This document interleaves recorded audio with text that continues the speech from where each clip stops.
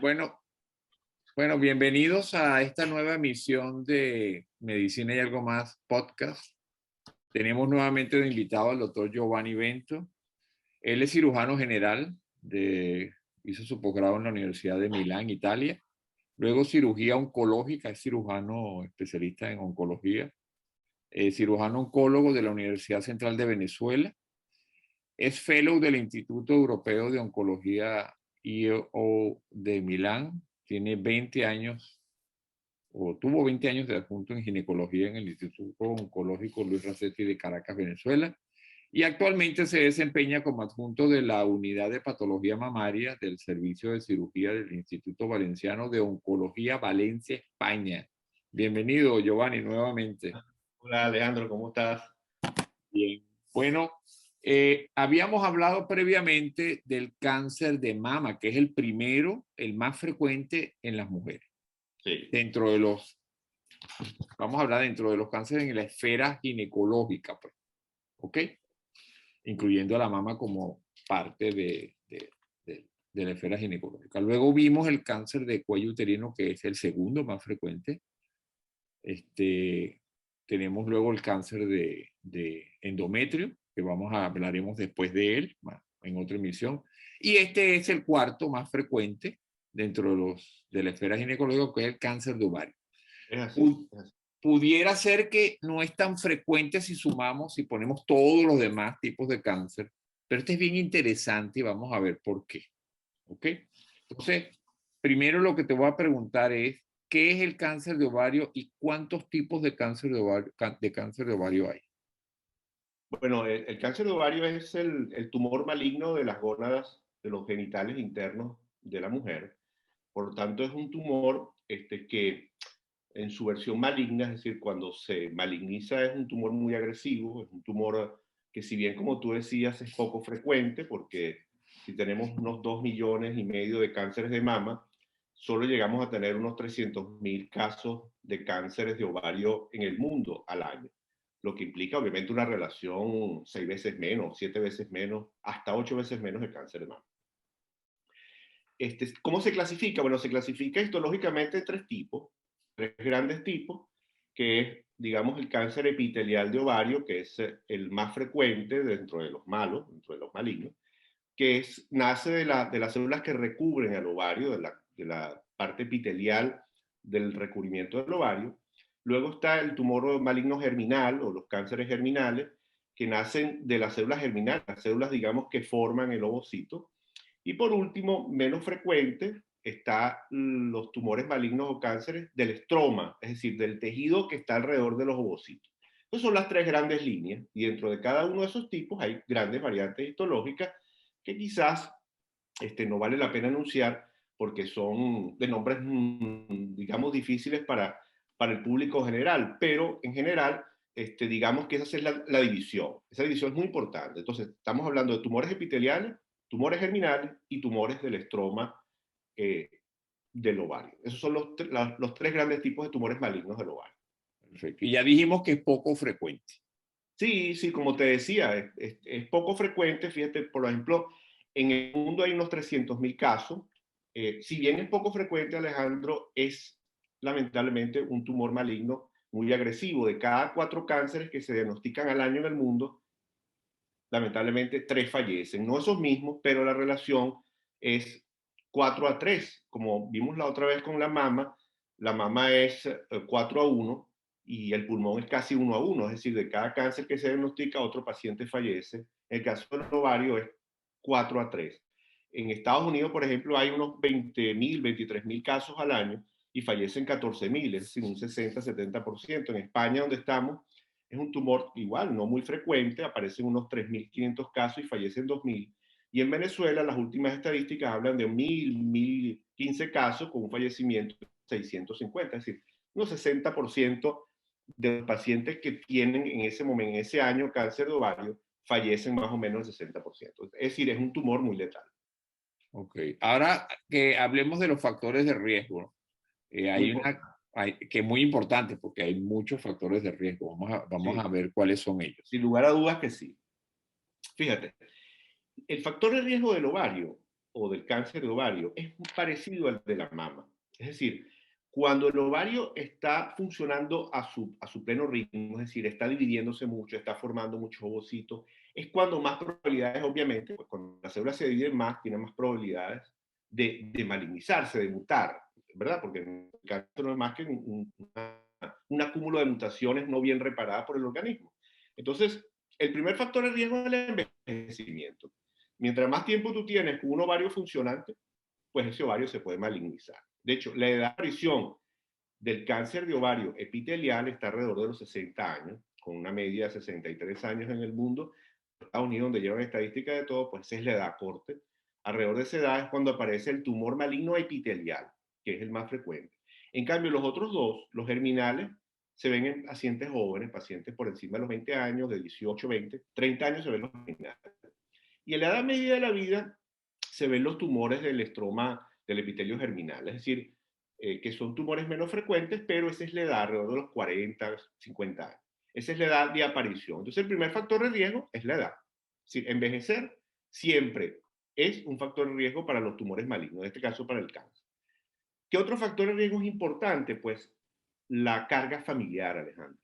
Es decir, la familiaridad en el cáncer de ovario, en lugar del cáncer de mama, este es importante. Entre el 10 y el 25% de los cánceres de ovario tienen relación con la genética.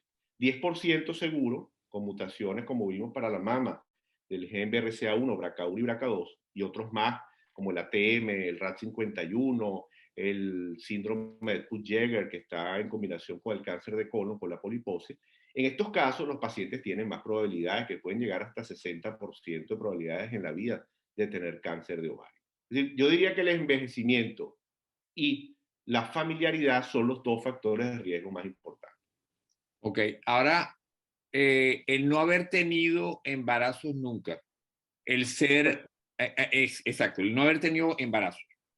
El no haber tenido embarazo significa que el ovario ha estado funcionando siempre, porque aunque parezca paradójico, el embarazo es un time out, es un momento de reposo del ovario. ¿Por qué? Porque la placenta toma el mando y el ovario reposa.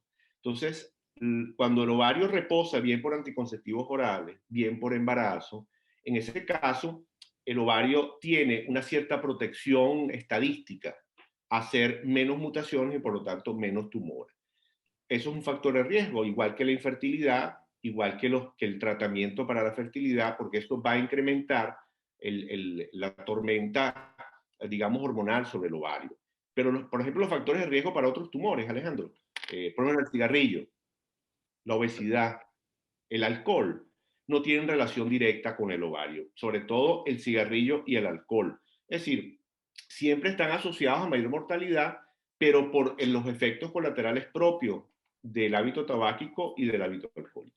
En cuanto a la obesidad, hay algunos tumores como los tumores germinales que tienen, perdón, los tumores del estroma que tienen más relación con la obesidad, pero los epiteliales no tienen tanta relación. En cuanto a las dietas, pues obviamente las dietas azucaradas, las dietas con ácidos grasos, todas esas dietas tienen alguna relación, pero no una relación directa como los tumores del tracto digestivo.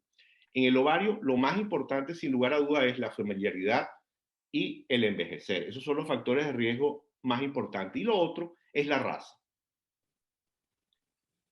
Es un tumor de pacientes de raza blanca y se ve sobre todo en los Estados Unidos en pacientes de raza judía, askenazí, tienen 10 veces más probabilidades de tener tumores malignos de ovario. Los judíos. Los judíos, sí, los judíos askenazí. Exacto. Ahora fíjate, cómo se relaciona con digamos, la actividad del ovario, ¿qué relación hay como factor de riesgo el hecho de que la menstruación, la primera menstruación haya sido muy precoz de esa mujer? Exacto. O la menopausia se Si haya tienes, prolongado en el tiempo. ¿Qué implicación puede tener eso?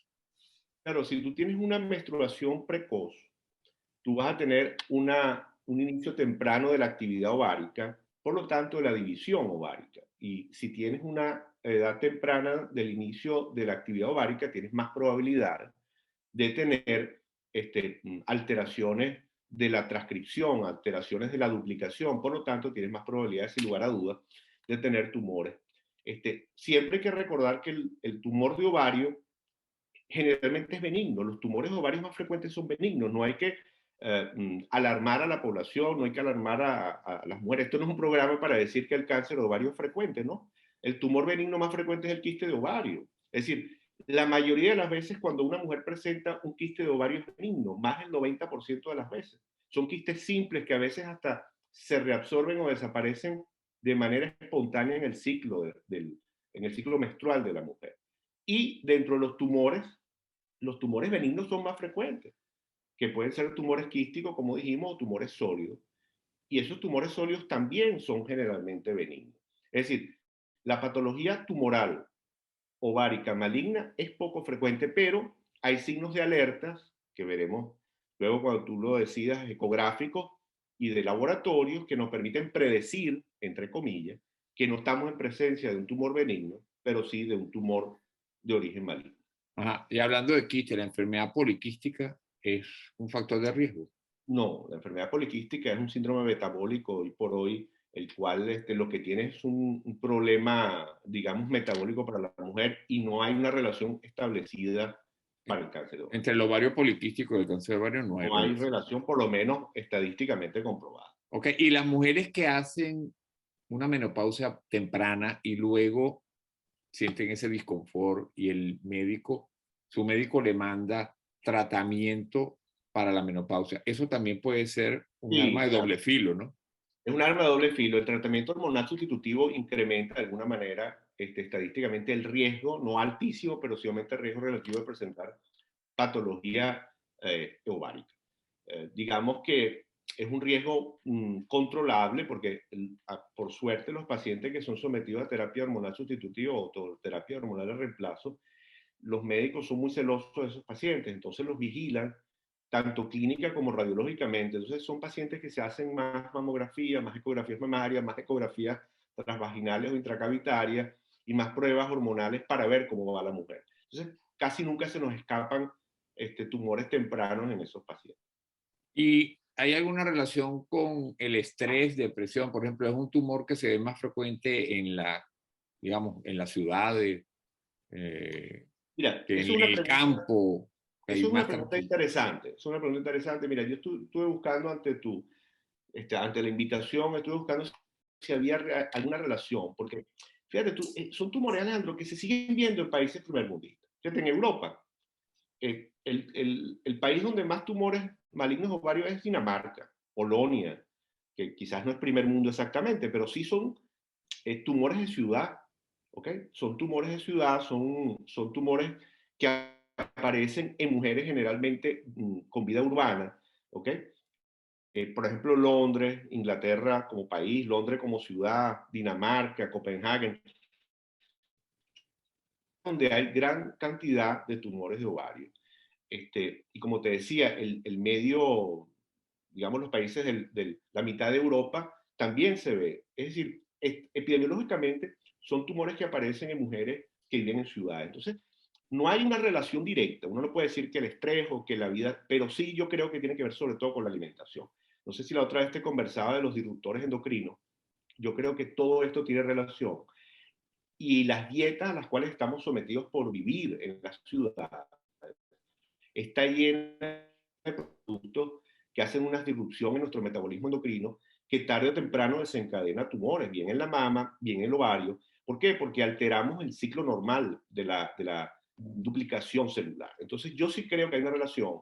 Quizás el estrés no hay una manera exacta digamos, de culpabilizar al estrés o de culpabilizar el hecho de vivir en una ciudad, pero estadísticamente, fíjate, si vamos a los números, yo estuve revisando el Globocan, y en África los tumores de ovario son muy poco frecuentes, los tumores malignos. ¿Sí? ¿Dónde se ven más? Pues en el norte de Europa, como te decía. En Estados Unidos es frecuente, pero no tanto. Es decir, yo sí creo que hay una relación, pero no, ¿sabes por qué no lo podemos establecer? Porque lamentablemente no es un solo factor de riesgo desde el punto de vista químico, sino es la suma de muchos disruptores endocrinos. Y hasta que no podamos mezclarlos todos, estadísticamente seguramente no lo podemos probar. Ok, ahora, ¿cuáles son los síntomas? Y hablando de los síntomas, ¿puedo tener cáncer de ovario y estar asintomática? Oye, esa pregunta Es una pregunta que es muy pertinente porque lamentablemente la mayoría de las veces los tumores tanto benignos como malignos de ovario son asintomáticos. Es decir, la mujer no tiene síntomas. ¿Y qué pasa? Cuando aparecen los síntomas generalmente es porque la masa ovárica, el tumor, ha estado creciendo y produce algún tipo de síntoma inespecífico tanto de las vías digestivas como de las vías urinarias. Entonces tú puedes tener una sensación de llenura postprandial, una sensación de abdomen aumentado de volumen y algún trastorno urinario, porque a veces se presiona la vejiga, entonces la mujer puede tener mayor deseos de orinar, tenesmo vesical, que es quedar como con ganas de vejiga no vacía totalmente. Y esos son síntomas muy inespecíficos, Alejandro. A nadie le van a hacer una tomografía por un síntoma como tal. Generalmente van al especialista gastroenterólogo o digestivo y terminan haciéndole una endoscopia digestiva superior y no descubren la enfermedad. Al final, cuando ya tienes síntomas y el abdomen aumenta y tienes ascitis, pues estamos en estadios más avanzados y por lo tanto ya se nos escapa un poco del fin, que es encontrarlo antes de que sea un tumor avanzado. Por lo tanto, la respuesta a tu pregunta es sí, sí puede ser asintomático y generalmente en sus inicios el tumor maligno ovario es asintomático y los síntomas son inespecíficos. Ahora, ¿cómo diagnosticas el, el tumor de ovario? Fíjate, ¿cómo se diagnostica? Ante la sospecha, porque si el tumor es epitelial, son esos síntomas. Si es germinal, es decir, tú tienes una niña de 20, 22 años que de repente empieza a tener cambios hormonales, puedes tener un rápido cambio en el, digamos, en el acné de la cara, puedes tener trastornos hormonales, sangrados. Entonces, bueno, puedes pensar que hay algún trastorno desde el punto de vista hormonal. Pero el epitelial, es decir, el tumor que nace de la parte externa del ovario, que es el más frecuente y se ve en mujeres mayores, ese hay que pensar en él pues cuando hay algún tipo de síntoma o en alguna revisión ginecológica y se hace ante un ultrasonido transcavitario o ultrasonido transvaginal. Eso sumado a unos marcadores tumorales como el CA125 o, como hablaremos luego, la proteína epidermal humana, que son marcadores que te permiten predecir que esa masa del ovario, que generalmente es sólida, pueda tener algún comportamiento maligno. Es decir, las masas quísticas casi nunca son malignas, a menos que sean masas mixtas, es decir, un tumor que sea parte quístico y parte sólido. Por ejemplo, un teratoma, que es un tumor, digamos, de origen germinal, casi siempre benigno, pero de repente se puede malignizar, porque el teratoma tiene todas las capas. Entonces, ese tumor es mixto, tiene áreas quísticas y sólidas. Entonces, ese tumor, una vez que tú le haces el eco y te parece que es un teratoma o un tumor maligno, pues ese tumor puede tener áreas mixtas. Pero en general son tumores sólidos. Entonces, ¿cómo lo diagnosticamos? Ante una sospecha ecográfica, ¿okay? Se hace un eco especializado, se ve también la irrigación del ovario, se le hace un ecodoppler para ver si la irrigación de ese ovario te permite predecir si es un tumor maligno y se somete el paciente a unas pruebas que, como te decía, son marcadores tumorales que en este caso son bastante específicos para el ovario, como son la proteína epidimal humana, que es la prueba HE4, y además el CA125. Fíjate tú que hoy por hoy hay un test, que es el test Roma, que es la unión de ambos marcadores para predecir si ese tumor es de altas probabilidades de ser maligno o no. Es decir, se unen las dos pruebas y además unido a esto el ecosonograma transvaginal para predecir, mira, ese tumor es un tumor probablemente maligno. Pero hasta que no tengamos el tumor visto por el patólogo, no hay manera de saberlo. Es decir, la biopsia del ovario no es que tú tomas un trocito del ovario, no. El ovario tiene el patólogo para que lo mire en una biopsia extemporánea, si es posible, o una biopsia definitiva, para tener el diagnóstico certero de que sea un tumor maligno. O sea, después que tú tienes la sospecha diagnóstica por el eco, los marcadores, tienes que proceder a hacer una laparoscopia se extrae todo el ovario de una vez. Se extraen, fíjate, Si tú dices, bueno, mira, tengo una paciente de 60 años con una lesión sólida en un ovario y tengo un marcador CA125 elevado y un marcador de epidimal, una proteína epidimal elevada, tú tienes una alta sospecha, pues tú lo primero que haces es una laparoscopia, que es un procedimiento del cual tú colocas aire dentro de la cavidad abdominal y procedes con una cámara, una óptica y una cámara a ver toda la cavidad abdominal. Tú haces primero un paneo, observas toda la cavidad para ver si hay lesiones en el peritoneo, que es esa membrana que cubre todas las vísceras, y luego baja y ves el ovario. Supongamos que tengas un ovario maligno o un ovario sospechoso. Pues tú haces, resecas el ovario, y en este caso inclusive hasta la trompa, porque es una mujer de edad, lo extraes y se lo das al patólogo, quien está junto al quirófano, para que él haga lo que llamamos una biopsia extemporánea o una biopsia por congelado. Él toma los trozos más significativos, los congela, los observa al microscopio y te da 3 tipos de respuesta. Te dice, es maligno, es benigno o tengo dudas, es decir, lo difiero. Entonces, bueno, si es maligno, se procederá a resecar el otro ovario, en el caso de una mujer posmenopáusica, se reseca el útero y se toman muestras aleatorias del peritoneo y se hace una linfadenectomía, es decir, se toman muestras de los ganglios linfáticos. Eso es lo que llamamos un protocolo estadificador para cáncer de ovario. Por supuesto, esto es el caso de que tengamos una mujer posmenopáusica y ya no tenga deseos genésicos. Ahora, ¿cuál es el problema, Alejandro? Cuando tenemos una mujer joven de 25 años, 30 años, con una masa anexial sospechosa. Porque cuando es claro. Pero cuando tengo una masa anexial sospechosa, es una masa en el anexo, que es como denominamos a la trompa y el ovario, ese tumor lo extraemos. Entonces, tenemos que estar el patólogo y el cirujano tienen que estar muy seguros antes de tomar una decisión. Porque si el tumor está tomando solamente un ovario, no, que es un estadio 1A, no hay ninguna necesidad de quitar el otro ovario y el útero. Es decir, podría ser suficiente quitar solamente el ovario. Eso en el caso de que el tumor esté confinado solamente a ese ovario y que no esté en la superficie del mismo, lo que sería un estadio 1A. Lamentablemente, no es frecuente que el que debute con un estadio tan precoz. Generalmente los ovarios debutan con estadios avanzados y por lo tanto casi siempre terminan resecándose las dos gónadas, el útero y por supuesto pierde la fertilidad y la función hormonal del ovario en el caso de proceder a toda la operación que necesita la paciente. Y eso es debido a que el diagnóstico precoz es muy difícil. Fíjate, tú es tan difícil. Porque es asintomático. Claro. Y es tan difícil que, por ejemplo, cuando hablamos de mama, se hace pesquisa, se hace screening, se hace cribado. Es decir, tú agarras un grupo poblacional sano, entre comillas, y tú lo cribas, ¿verdad? Lo tamizas, le haces una mamografía, ¿correcto? En el caso de los cánceres de ovario o del cáncer de ovario, se han hecho intentos para cribar el cáncer de ovario, es decir, para diagnosticarlo en etapa precoz, pero estos han fallido. Porque se necesitan demasiados ecosonogramas para encontrar un cáncer de ovario.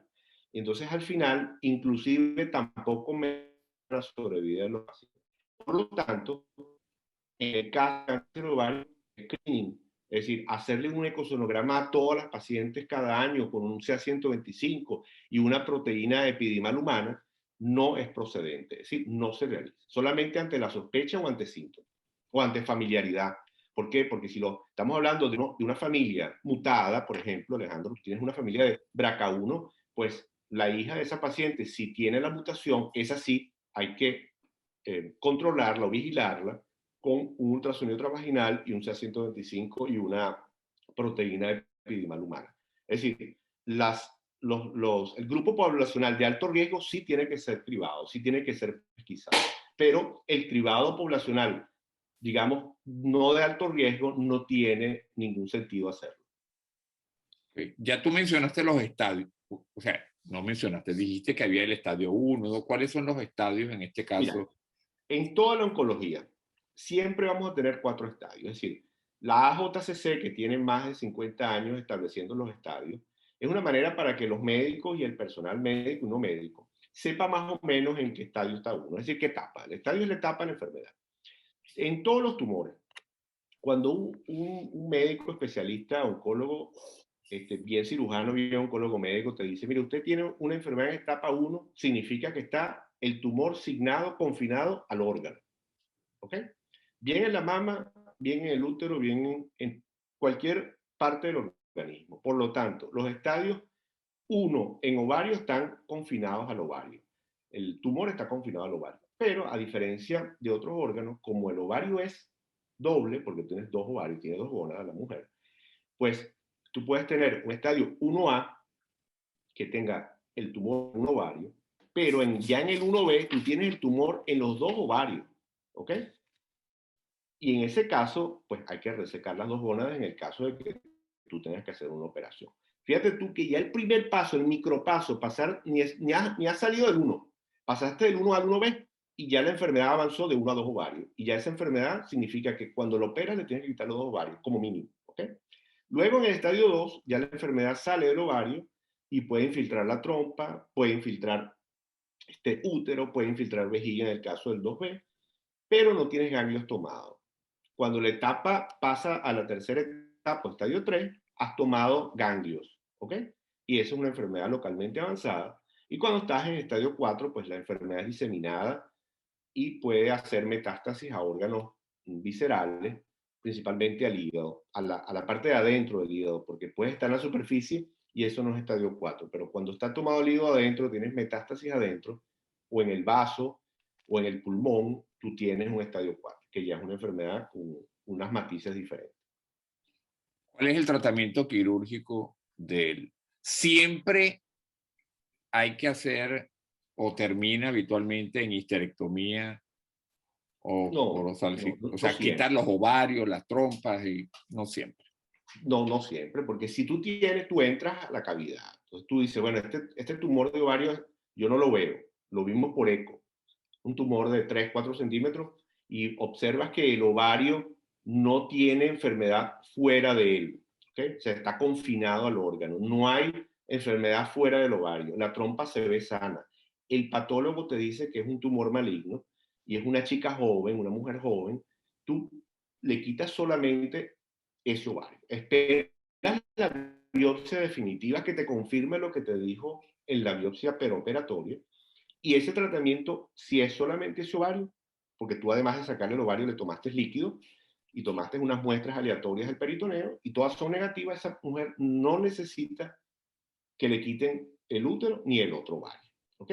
Esa paciente está tratada y tiene un pronóstico excelente. Inclusive no hay que darle ni siquiera Ya, quimioterapia. y esa mujer puede tener hijos en el futuro. Claro, porque le queda una gónada y le Okay. queda el útero. Ahora, las probabilidades de que esto ocurra no son altas. ¿Por qué? Porque, bueno, como te digo, es un tumor que cuando da síntomas generalmente está un poco más avanzado. Y por suerte, entre comillas, en la parte, digamos, epidemiológica, el tumor de ovario se ve, el epitelial, que es el más agresivo de todos, se ve en mujeres posmenopáusicas. Entonces, el dejar el otro ovario no tendría sentido y en ese caso, pues, quitarías el útero, no porque quitar el útero, Alejandro, te va a dar mejor pronóstico, sino porque el útero tiene una superficie que hay que quitar para No, analizar, no se porque oyó no es bien que el esa tumor parte. se va a Si, meter dentro del útero. si puedes repetir esa parte que no Sí, se oyó bien. claro, es decir, el útero en el ovario se quita, no porque vas a prevenir que va a ser una infiltración al cuello uterino o al endometrio, no, no, no. Generalmente se quita el útero porque hay una gran superficie peritoneal que está adherida al útero y esto es parte de la resección. Entonces, el útero se quitan las dos trompas, se quita el otro ovario, se toman muestras de peritoneo y además se toman muestras aleatorias de la superficie peritoneal por debajo de los diafragmas y se hace una toma de ganglio que se llama linfadenectomía. Eso es un protocolo quirúrgico, el cual es un protocolo amplio que lleva a 3, 4 horas de operación.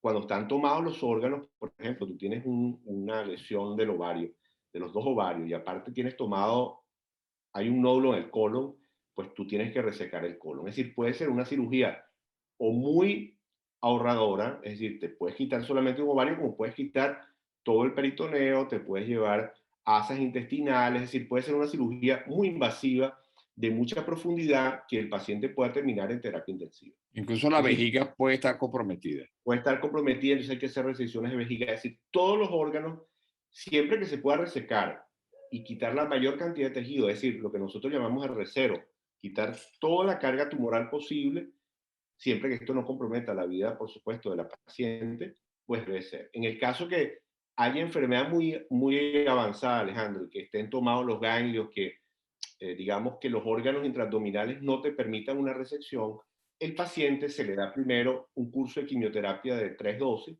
para que el tumor, digamos que reduzca y luego se opera el paciente. Y el tratamiento adyuvante es quimioterapia, radioterapia, inmunoterapia. Fíjate, en el caso del ovario, el tratamiento adyuvante es la quimioterapia con platino y taxano. El platino ha sido, las sales de platino han sido muy utilizadas, inclusive los tumores se dividen en platino sensibles o platino resistentes. Cuando los tumores son platino sensibles, es decir, que son sensibles al tratamiento de los platinos, eso es un índice de buen pronóstico porque responden rápidamente y si recaen, se pueden volver a tratar con el mismo fármaco. En cuanto a la radioterapia, tiene poca indicación, a diferencia del cuello uterino, porque estos son tumores que tienen un origen diferente. De hecho, la invasión la hacen a través de esa membrana que se llama peritoneo y a través de los vasos sanguíneos, a diferencia del cuello uterino, que lo hace mucho a través de los vasos linfáticos. Entonces, en el caso del cuello y el caso de la mama, que son tumores, digamos, de origen un poco diferente, la radioterapia sí tiene efecto. En el ovario muy pocas veces usamos la radioterapia y la hormonoterapia tampoco la usamos. Por lo tanto, el tratamiento adyuvante puede ser establecido en quimioterapia bien endovenosa o también en una quimioterapia que se llama intraperitoneal o intracavitaria, que se da luego que se quita el tumor. O sea que por el hecho de no ser, digamos, necesaria la radioterapia habitualmente, hay menos riesgo de producir lesiones secundarias de otros órganos, como habíamos visto en el cuello uterino. Claro, eso es exactamente, eso es lo que tú dices, ¿verdad? Porque la radioterapia tiene efectos deleterios en la vejiga, en el recto, en el caso del cuello uterino. Pero el problema aquí no es la radioterapia, sino la cirugía. Porque como es una cirugía, digamos, tan extrema, es una cirugía de tanta envergadura, porque cuando tú, por ejemplo, vas a hacer la resección del útero y la resección sobre todo de los ganglios linfáticos, tú eliminas el tejido celular linfático que está alrededor de los vasos ilíacos y alrededor del uréter, que es un órgano tubular que lleva la orina del riñón a la vejiga. Entonces, esos tejidos pueden ser lesionados de manera involuntaria, incidental por el grupo quirúrgico. Entonces, es una cirugía que tiene morbilidad, tiene alta morbilidad, porque generalmente estos pacientes, cuando estamos hablando del tumor de ovario avanzado, son amplias resecciones. Los pacientes pueden perder mucha sangre, los pacientes pueden llevar inclusive a ostomías, colostomías, pueden llevar a lesiones de los órganos que te nombré. Por lo tanto, aquí las lesiones no serían por parte de la radioterapia, sino originadas por, digamos, por la cirugía como tal, como comorbilidad ante la resección de todo el tejido tumoral. Y existen terapias alternativas a estas. Bueno, la pregunta de la terapia alternativa en el caso del ovario y en el caso de la oncología, tú sabes cuál es mi posición. Es una posición absolutamente, yo soy muy holopático y no creo prácticamente en la medicina homeopática porque no la conozco y lo que uno desconoce pues, es difícil creer. Como tal, yo lo desconozco, pero tampoco lo apoyo de ninguna manera porque no, por lo menos estadísticamente y epidemiológicamente y desde el punto de vista del rigor científico no está establecido, pues los tratamientos no ortodoxos nosotros no los conocemos a menos que estén en ensayos experimentales y no los apoyamos. Entonces, los tratamientos alternativos, eh, digamos, no convencionales, yo ni siquiera hablaría de ellos. En este caso, ni siquiera existe en el mercado, porque en el caso de la mama, a veces tú oyes algunas hierbas, digamos, algunas elucubraciones en cuanto a algunas pastillas que pueden mejorar, que si uña de gato, cartílago, tiburón. Pero el caso del ovario es prácticamente inexistente. Primero porque es un tumor poco frecuente y primero que cuando aparece en estadios avanzados es un tumor tan agresivo que no hay tiempo de lucubrar, sino que hay que tratarlo con los fármacos que conocemos. Ahora, dependiendo del estadio, puedo decir que el cáncer de ovario es curable, dependiendo del estadio en que se haga el diagnóstico. Sí, claro, por supuesto. Los estadios 1A son curables, más del 90% estarán, más del 90, 95%. O sea, si tú descubres un tumor de ovario que esté finado o confinado a una gónada y resecas la gónada o un hallazgo ocasional, mira, tú hiciste una, una anesectomía, por ejemplo, en el caso de los pacientes mutados, cuando tú resecas un ovario, resecas una trompa para disminuir el riesgo, porque quizás no hemos hablado de eso, pero una manera de disminuir el riesgo a más del 90%, 95% es quitar la gónada, quitar ambos ovarios, ambas trompas. Eso es lo que se hace en los pacientes mutados BRCA1 y BRCA2 cuando tienen ya su descendencia lista, disminuye el riesgo. ¿Por qué no lo quita, Alejandro? Porque queda el peritoneo. Es decir, aunque tú quites los dos ovarios, quites las dos trompas, en un paciente con una mutación BRCA1, BRCA2 o una mutación que aumente el riesgo, ese paciente lamentablemente puede tener posibilidades escasas y las puede tener del 5 al 10% de tener tumores en el peritoneo. ¿Por qué? Porque el origen embrionario es el mismo. Entonces, uno tiene que decir que es una cirugía de disminución de riesgo, más no de desaparición de riesgo de tener cáncer de ovario. Entonces, ¿el paciente sí se puede curar? Sí. Inclusive, tú puedes tener un estadio 2 y el paciente responda a las sales de platino, y los pacientes tienen larga libre de enfermedad y los pacientes prácticamente se curan. Ya en los estadios avanzados, 3 y 4, tienden a desaparecer los tumores, pero luego un tiempo vuelven a aparecer. El ovario es un tumor que es muy ingrato, que tiende a volver a aparecer porque hay mucha superficie peritoneal, que como te decía es esa membrana que lo recubre todo dentro del abdomen y tiene orígenes parecidos al ovario. Entonces se mete por esa membrana y vuelve a aparecer. Son esos implantes de tumores que uno oye y dice, mira, que el paciente tenía un tumor de ovario y tenía implantes peritoneales. Esos implantes vuelven a aparecer y se meten dentro del epiplón, que es esa torta que está entre el estómago y el intestino, y se mete allí. O sea, por lo tanto, es un tumor que hay que tener cuidado porque uno como que se libra muy despacio de él. Y frecuentemente hay recaídas. Sí, son tumores que recaen y bueno, mira, por ejemplo, lo que te decía, tú puedes tener un tumor localmente avanzado, se le da quimioterapia y las respuestas son buenas.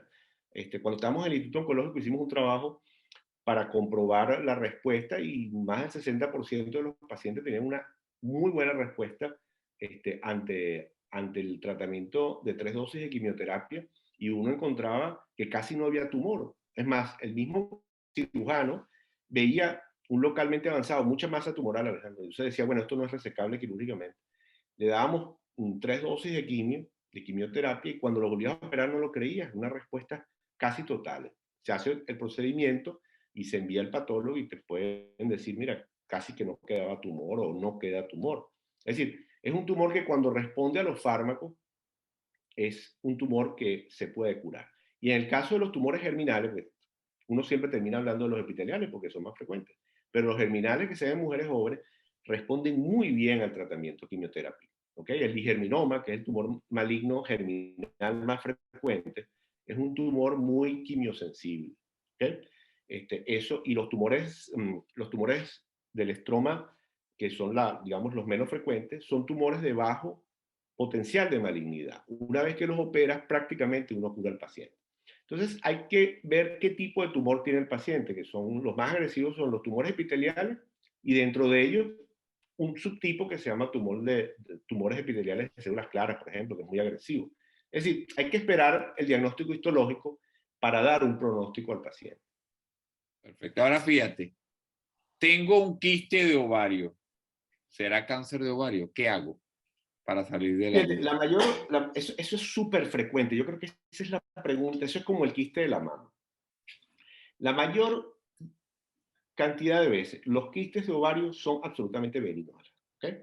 Son benignos y casi nunca hay nada que hacer con ellos al inicio, a menos que sean quistes que estén por encima de 10 centímetros, que tengan sintomatología, que se hayan girado sobre su propio eje, lo que llamamos torsión, y estén causando síntomas. Pero quistes pequeños, de 4 o 5 centímetros, que no tengan alteraciones de los marcadores tumorales, que ecográficamente no tengan señales de malignidad, o sea, que tengan valoración o evaluación por un buen ginecólogo ecografista, no tienen necesidad de ser resecados, sino observados. Se le luego tienen ningún No, criterio de malignidad. repite eso Este otra vez quiste puede, como porque, te decía, inclusive... repite eso otra vez porque no soy yo bien. Claro, lo que te decía es que si tú tienes un quiste de 4 centímetros, no hay que correr a irlo a operar. Entonces, no, que ahí vamos a hacer una laparoscopia de urgencia. No, eso no es ninguna emergencia. Tú lo observas y lo vigilas ecográficamente. Si tienes marcadores negativos, el quiste tiene signos ecográficos de benignidad. Si el paciente inclusive se le hace una tomografía, que es un estudio de segundo nivel, para ver si hay digamos, algún otro estigma del quiste o del tumor que te permita predecir su malignidad y sigue siendo negativo, no hay ninguna necesidad de operarlo. Posiblemente desaparezca en el próximo ciclo. Y bueno, si el quiste aumenta, da síntomas, tú lo operas. O sea, la mayoría de las veces, más del 95% de las veces, los quistes son benignos. Y son quistes simples. Porque el ovario va creciendo cada mes, hace digamos, un cambio dentro de su propia estructura y puede generar lesiones quísticas, las cuales luego desaparecen solas. ¿Qué pasa? A veces los quistes grandes, cuando se rompen, pueden dar síntomas porque cae el contenido del quiste dentro de la cavidad y produce algo de dolor. Sobre todo cuando los quistes se hacen hemorrágicos, es decir, se rompen, pueden producir, pero esos no tienen absolutamente ningún signo de malignidad, ni de alarma, ni hay que seguir corriendo a operar los quistes porque eso no es cierto, no Pero es necesario. tú habías dicho que en el caso del cáncer de ovario, habitualmente no es un quiste como tal solo, sino que es más bien No sólido. es Son solo, lesiones sólidas no, o mixtas en el casi caso. siempre eso, exactamente eso. Son casi siempre lesiones sólidas o en todo caso ecomistas. ¿Qué quiere decir ecomisto? Que tienen áreas quísticas y áreas sólidas.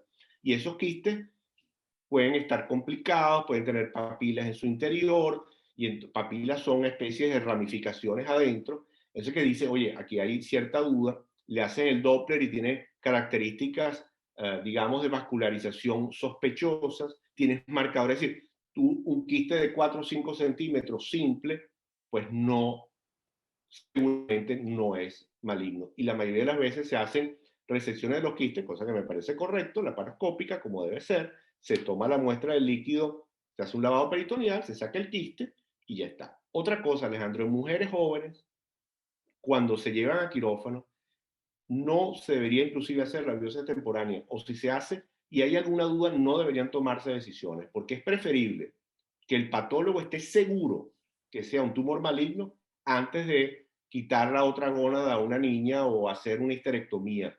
Es decir, cuando tú tienes alguna duda, es decir, es preferible diferir el corte, esperar la biopsia definitiva antes de tomar una consideración quirúrgica. Perfecto. Ahora, finalmente vamos a hablar sobre cómo puedo prevenirlo. Entonces ahí estaría el uso Un factor clave. anticonceptivo, digamos, el embarazo, pero yo no voy a decir, como mujer, voy a tener un bebé para disminuir mi riesgo de cáncer de ovario. No estamos diciendo eso, pero digamos, ¿cómo puedo Claro. prevenirlo? La ¿Qué dieta dijiste? baja en grasa, este, Por supuesto, mira, todos los hábitos de vida saludable que tú preconizas y que yo creo que estás haciendo una labor importantísima en eso. Mantener un peso adecuado, tener una vida saludable en todos los sentidos, no abusar del alcohol, eliminar los hábitos tabácicos. Es decir, yo creo que la unión de todos los hábitos de prevención de la oncología previenen sin lugar a dudas el tumor de ovario. ¿Qué pasa? Que hay un componente genético que no puedes prevenir, pero que si aparece en la familia, es decir, si tú sabes que tu madre, tu abuela tuvo un tumor de ovario, y de repente tu hermana o otro familiar, pues esos pacientes deben ser obviamente testados genéticamente para ver si tienen una carga genética o una mutación de los genes BRCA o de algún otro gen que un puyer, es decir, alguna otra mutación que nos permita estar vigilantes. Pero cuando no existe esto, pues lo que hay que hacer, sin lugar a es hacer su control ginecológico anual. Por suerte, por ejemplo, en Venezuela, los ginecólogos son de altísima calidad, tanto clínica como ecográfica. El manejo de la ecografía transvaginal por los médicos, bueno, en España, los que conozco aquí también, obviamente son personas muy avesadas, tanto clínica como ecográficamente, pues ante la duda que hagan una eco, y esa eco nos va a permitir siempre ver el estatus de los ovarios. Quizás no nos permita hacer un cribado, pero es un cribado que llamamos oportunista. El cribado oportunista es el que haces en tu paciente, bien en tu hospital, bien en tu clínica privada. Entonces ese paciente hay que evaluarlo, valorarlo clínicamente y ecográficamente. Y no pedir marcadores. Los marcadores se piden ante la sospecha. Es decir, igual que en la mama, el único marcador que se debe pedir es el marcador para el cáncer de próstata, el PSA. El CA125 es ante pacientes con factores de riesgo, igual que el cáncer de mama. El 15-3 se pide en pacientes que haya tenido tumores de mama. No se hace para cribado, no se hace para pesquisa. Entonces, ¿cómo prevenir el cáncer de ovario? Bueno, primero viendo la familia de uno, ¿okay? Viendo si hay tumores en la familia, eso yo diría que es lo principal. Y segundo, hacer visitas regulares todos los años, si es posible, a su ginecólogo para que él le haga una serie de preguntas a ver si hay algo que nos induzca a pensar que pueda pasar desapercibido, aunque sabemos que la mayoría de las veces es asintomático, pero ante un aumento, por ejemplo, del volumen abdominal, ante una tensión pelviano-pélvica, es decir, ante cualquier síntoma no dejarlo pasar, sino investigarlo inmediatamente. Y aún Esa es la sin, manera. perdón, y Esa es aún la, sin síntomas debería ser un eco rutinario. yo pienso que cada año una mujer debería ir a su médico ginecólogo, debería ser evaluada clínicamente y ecográficamente. Hoy por hoy, la ecografía es la tercera mano del clínico y hacer una eco transvaginal es un procedimiento seguro que no tiene absolutamente ninguna comorbilidad y es muy bien tolerado por las mujeres. Ajá, ahora te voy a hacer una pregunta, y yo no sé si esta pregunta también tiene implicaciones éticas. Yo voy con el doctor Bento. Resulta ser que mi mamá tuvo cáncer de ovario, mi abuela tuvo cáncer de ovario, ya yo tengo 50 años, entré en la menopausia y le digo, mire doctor Bento, yo no quiero tener el riesgo de sufrir cáncer de ovario. Sé que mi riesgo es muy alto porque he leído, me he metido, he hablado con doctor Google y entonces me he enterado de eso. Entonces, yo quisiera que, si usted está de acuerdo, operarme de una vez, sacarme los ovarios, me saco mi útero porque ya yo no voy a tener más niños y ya estoy entrando en la menopausia, pues. Y yo quiero prevenirlo. Ajá. ¿Puedo hacer eso? ¿Eso es ético desde el Claro, punto de vista médico? eso es una pregunta interesante, Alejandro, porque no, fíjate tú que estamos hablando de dos hombres y estamos hablando de gónada femenina. Piensa tú que estemos hablando del tumor testicular. Entonces, yo te puedo rebotar la pregunta y te digo, bueno, mira, ya llegaste tú a los 50 años y entonces vamos a hacerte una orquidectomía bilateral de prevención, porque el cáncer del testículo es poco frecuente, pero existe. Entonces, tú allí ya cambias de parecer y dices, ya va a esperar. ¿Por qué? Porque hay que ver lo que implica siempre una intervención quirúrgica. Las intervenciones quirúrgicas tienen, digamos, morbilidades, aunque sean pequeñas, las tienen y tienen sus consecuencias. Tú dijiste algo importante, que es que estamos hablando de una mujer, en tu ejemplo, posmenopáusica, ¿cierto? Pero durante algunos años, aunque estés posmenopáusica, los ovarios aún siguen secretando hormonas, 5 o 10 años. Que eso es una función baja, pero mantiene a la mujer en un estatus, digamos, no de una caída abrupta de las hormonas, sino van cayendo de manera paulatina.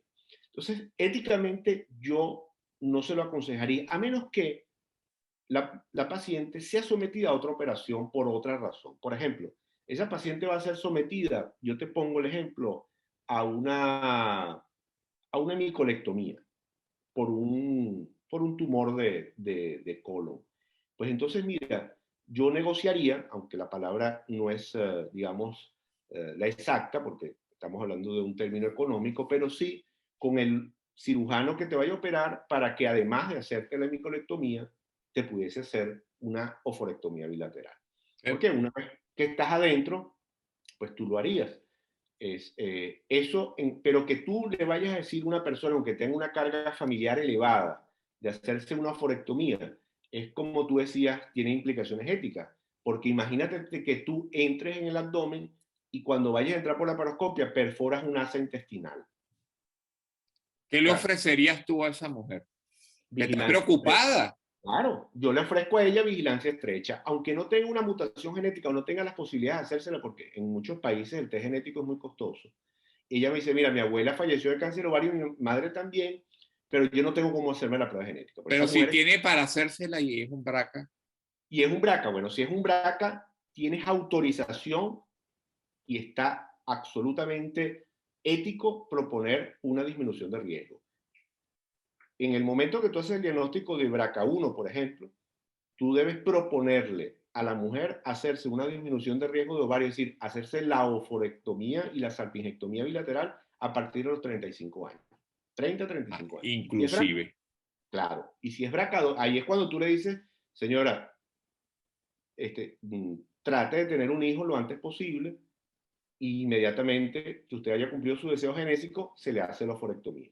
Y si es BRCA2, a partir de los 40, 45 años. Ahí sí tiene indicación. Inclusive en otras mutaciones, por ejemplo, el STK11, que es el síndrome de Peutz-Jeghers también. Porque cuando tú tienes un riesgo relativo, ¿qué significa un riesgo relativo? Que tienes más riesgo que la población normal, por encima de 4 veces. Es decir, si tú tienes un riesgo relativo de 10 en cada 100.000 pacientes, Alejandro, y tu riesgo es 40 por cada 100.000 pacientes, es decir, es 4 o 5 veces más, tú tienes autorización para proponerle una disminución de riesgo, que en el caso del ovario es absolutamente indicado. Tu pregunta es acertada. En el caso de que un paciente o una paciente tenga una mutación BRCA1 diagnosticada o BRCA2 o un Peutz-Jeghers, tú tienes que proponerle una disminución de riesgo con una oforectomía y una salpingectomía bilateral. Porque el paciente que tiene un cáncer ovario puede morirse. Esto es una enfermedad con alta letalidad. Por lo tanto, si tiene ya sus hijos, ese paciente sí hay que ofrecérselo. Ahora, por la carga familiar no demostrada, ya éticamente yo no tengo dónde agarrarme. A menos que el paciente me firme y me diga, no, doctor, yo corro los riesgos, yo sé a lo que me enfrento, en mi país no hay un test genético, yo quiero hacerme una oforectomía. Bueno, perfecto. Firmamos un consentimiento y éticamente, pues, sobre todo si se va a hacer otra operación. Si se va a hacer solamente esta, digamos que es un poco, digamos, tal límite. Hasta hace unos años hacíamos mastectomías profilácticas en pacientes con carga familiar, Alejandro. Pero ahora queremos tener el test genético positivo como para que éticamente, que era tu pregunta, estemos como respaldados. Igualmente en el caso del ovario. En las mutaciones que aumenten el riesgo relativo por encima de 4 o 5 veces, tiene indicación formal la oforosalpingectomía bilateral. Perfecto. Bueno, yo creo que quedó claro eso. Yo creo que No me queda más que agradecerte nuevamente el haber aceptado la invitación. Y claro que estamos sí. pendientes para lo que nos queda, que es el cáncer de endometrio. Que Vale, con eso perfecto. cerraríamos el ciclo de la parte ginecológica. Muy bien. Bueno, vale, gracias de nuevo y que vaya todo bien. Saludos allá por los Estados Unidos. Gracias. Hasta luego.